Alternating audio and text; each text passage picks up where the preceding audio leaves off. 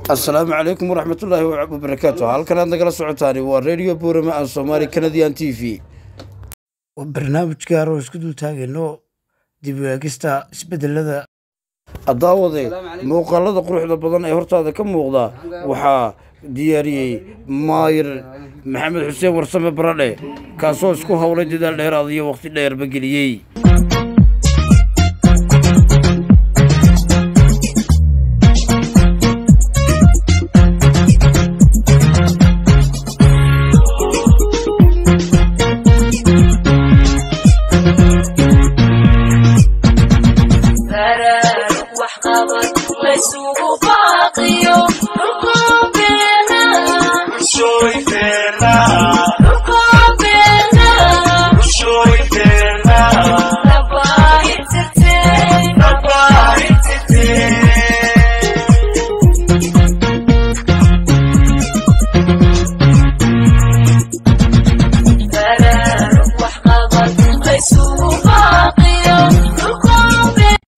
الداود ولي واحد نقل سعودان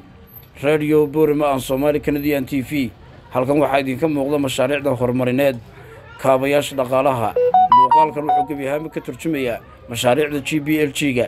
iyo waliba kabka dawladda dhexe kuwaas oo fuliyay maayirka magaalada adawada mashaariicda la fuliyay ayaa waxaanu ka soo qaadanaynaa qayb kamid ah sida kor u qaadista bilicda magaalada waxa kale oo mashaariicda la fuliyay kamid ah sanitation-ka ama nadaafadda deeqa waxbarasho waxa kale oo kamid ah gaadiid lagu wareejiyay dabdamiska magaalada Boorama kuwaas oo ay bixisay dawladda hoose magaalada Boorama